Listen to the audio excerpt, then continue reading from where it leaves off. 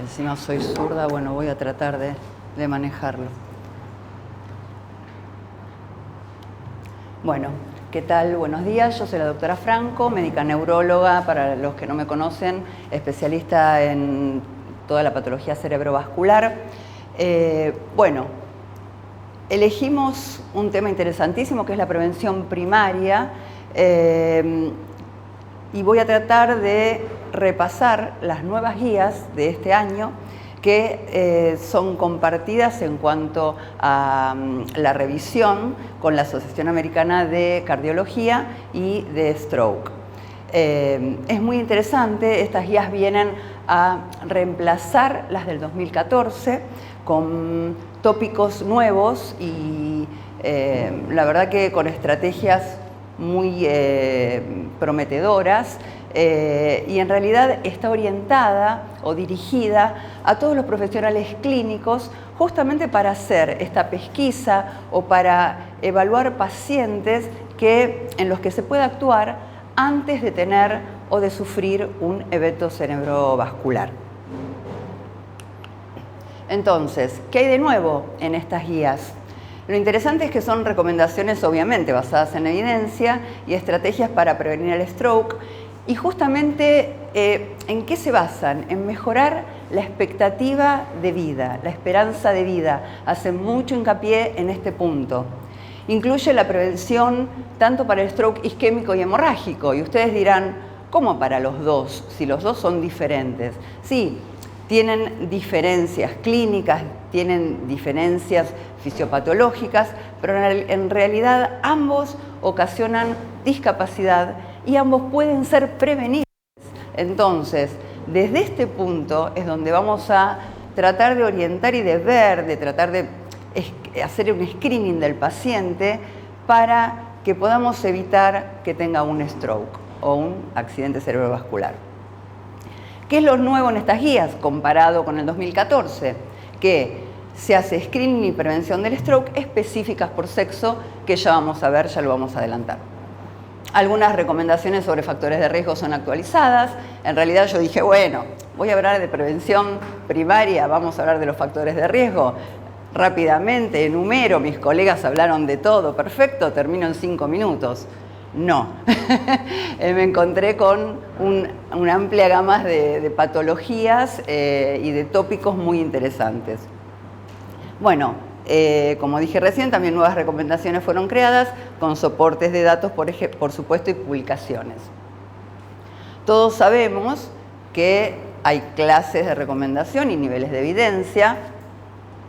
Son 80 páginas estas guías en donde cada patología tiene una clase de recomendación y un nivel de evidencia. Me resulta a mí imposible resumirlo en 10 minutos, entonces lo que sí intenté es enumerar, como dije, todo lo nuevo que nos interesa como profesionales en la práctica clínica para pesquisar los pacientes de riesgo. Entonces, lo primero es evaluación y evidencia para la prevención primaria del stroke, que es lo que les estaba comentando.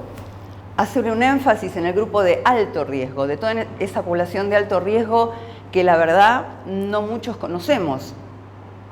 Y determinantes sociales de salud. Este es un tópico interesante que se suma, que indudablemente es algo mundial, no es argentino solamente el problema social que nosotros enfrentamos. Tal vez con más complicaciones o con más trabas, pero lo enfrentamos de la misma manera. Entonces, ¿cuándo está el riesgo elevado? ¿Cuándo tenemos un riesgo elevado de stroke? Entonces, acá tenemos estos determinantes sociales adversos, que ahora los voy a enumerar. El inadecuado manejo de los factores comunes de riesgo. Esto de lo que les hablaba recién. Nosotros todos manejamos bien con nuestros pacientes en la consulta clínica los factores de riesgo. Por ejemplo, muchas veces los factores de riesgo no son diagnosticados. A veces no son tratados, a veces no son seguidas las buenas prácticas clínicas. A veces hay una decisión retardada en tomar una medida. Otras veces hay barreras en el sistema de salud que todos conocemos y hay un énfasis especial en los 8 esenciales que ya estuvieron hablando y que yo ahora los voy a volver a comentar.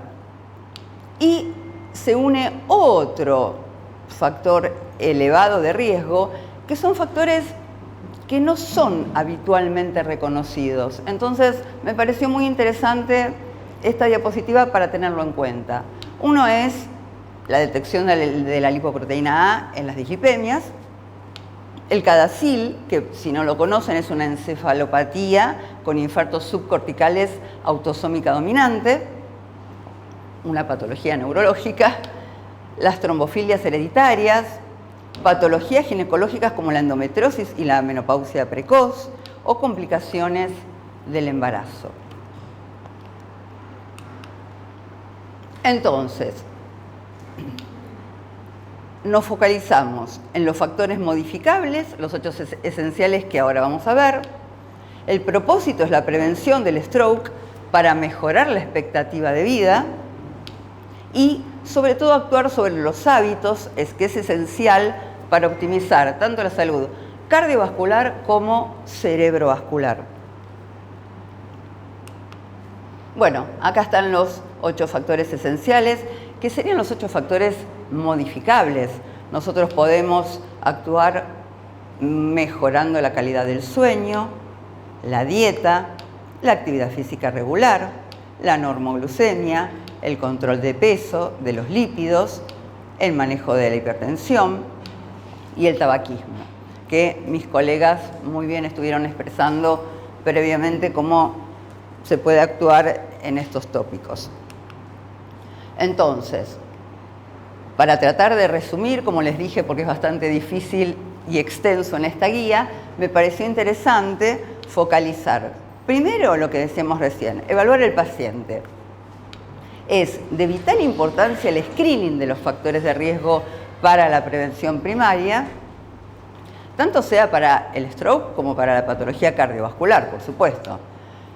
Enfocarnos en los 8 factores modificables y también tenemos factores de riesgo que los dividen en ateroescleróticos y no ateroescleróticos como la migraña. Con respecto a los factores ateroescleróticos, solo les voy a decir 3 tips importantes que son: 1, la dermatosis carotídea sintomática. Acá en las guías recomiendan, no hay que hacer Doppler a todo el mundo porque sí. O sea, viene el paciente y no le hago un Doppler porque quiero ver si tiene una estenosis carotídea. Pero sí, la dermatosis carotídea sintomática mayor al 50%, está recomendado por guías hacer un control con Doppler anual o bianual para ver la progresión de la patología por si hay que tomar alguna conducta, por supuesto. Con respecto a las ateromatosis carotídeas mayores al 70%, ahí en las recomendaciones hablan de compartir médicamente la decisión de una revascularización carotídea o un mejor tratamiento médico, pero si el paciente tiene un bajo riesgo perioperatorio, no se duda en la revascularización carotídea y la antiagregación, no la antiagregación solamente, el mejor tratamiento médico que se le puede aportar al paciente. Después, con respecto a la enfermedad de pequeño vaso e infartos silentes, lo que recomiendan es el control de los factores de riesgo y actuar en consecuencia de esos factores de riesgo, ya sea hipertensión, dislipemia, colesterol, patología cardíaca, pero no focalizan en que hay que antiagregar al paciente, ¿sí? Y siguiendo con estos tópicos, acá engloba en un ítem a las poblaciones especiales. Estas poblaciones especiales serían los síndromes genéticos, como les dije, el CADASIL, está el Fabry, hay un montón de patologías genéticas con sus recomendaciones, desórdenes de la coagulación inflamatorios, por ejemplo las trombofilias hereditarias, el uso o abuso de sustancias, los factores de riesgo específicos, que ahora me voy a detener sobre todo en el embarazo y complicaciones, la endometriosis, los anticonceptivos, la menopausia, el uso de testosterona exógena, la drepanocitosis y la inclusión de la salud transgénero. Con respecto a la cardiopatía, se centra en la cardiopatía atrial y la disfunción ventricular y en el uso de aspirina en la prevención primaria. Entonces, para redondear el énfasis de grupos de alto riesgo de stroke, los dividen en genéticos, biológicos y sociales. Puede haber una interacción entre ambos, lo que por supuesto aumenta el riesgo. Entre los factores sociales, ahora me voy a detener un poquito, los factores biológicos lo mismo, y los factores genéticos es lo que estuvimos hablando hasta recién, que eran, bueno, la drepanocitosis, las trombofilias hereditarias y el CADASIL. ¿Cómo? Ya termino.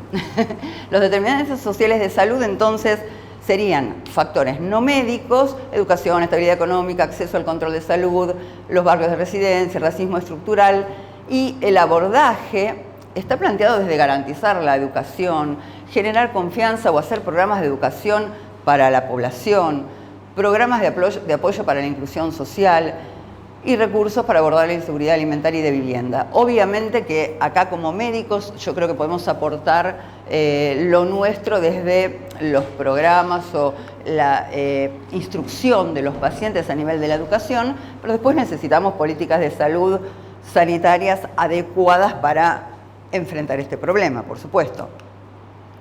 Stroke y embarazo, como les decía, los mecanismos tanto fisiológicos como los cambios fisiopatológicos pueden ser diferentes. Todos pueden contribuir a un stroke hemorrágico, como en el caso de las malformaciones, a un stroke isquémico en cuanto a si hay un cardioembolismo, estados de hipercoagulabilidad que pueden dar trombosis de senos venosos, el riesgo de hipertensión con el riesgo de la hemorragia intracraneana, entre otras cosas, pero como decíamos antes, ya sea un stroke isquémico o un stroke hemorrágico, comprometen la salud materna. Y si nosotros podemos pesquisarlo al paciente y controlarlo, por supuesto, vamos a evitar y a prevenir un stroke y la consecuente discapacidad. Entonces, para terminar, acá tengo el top 10 de las guías, lo voy a decir rápido. Acceso de salud para todos sería el eslogan que todos queremos. El screening de factores de riesgo vascular, sobre todo los determinantes sociales de salud que ya hablamos. Hacen hincapié en la dieta mediterránea, que es la dieta alta en proteínas magras, en grasas saludables y en verduras y frutas. La actividad física regular, el sedentarismo, por supuesto, es alto riesgo de stroke, ya lo estuvimos viendo en la mañana. Los agonistas del péptido similglucagón, como ya nombraron, porque en casos de diabetes con factores de riesgo vascular o cardiopatías, disminuyen, está comprobado, el riesgo cardio y cerebrovascular. Presión arterial, hablan de que el paciente que requiere justamente el manejo de presión arterial, 2 o más antihipertensivos es recomendado para controlar y para disminuir el riesgo. Los antiplaquetarios, la única recomendación de estas guías es en el síndrome antifosfolipídicos o en el lupus sin stroke previo. En el embarazo, el manejo de la hipertensión, recomiendan durante el embarazo y 6 semanas posparto en aquellos que nivelan o superan más de 160-110. En lo que refiere a la parte ginecológica, la endometriosis, la fallo ovárica prematura y la menopausia precoz se asocian a alto riesgo de stroke.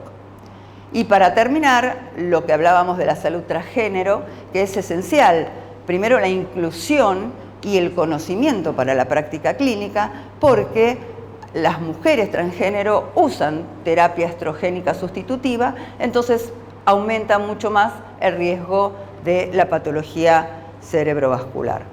Y terminé.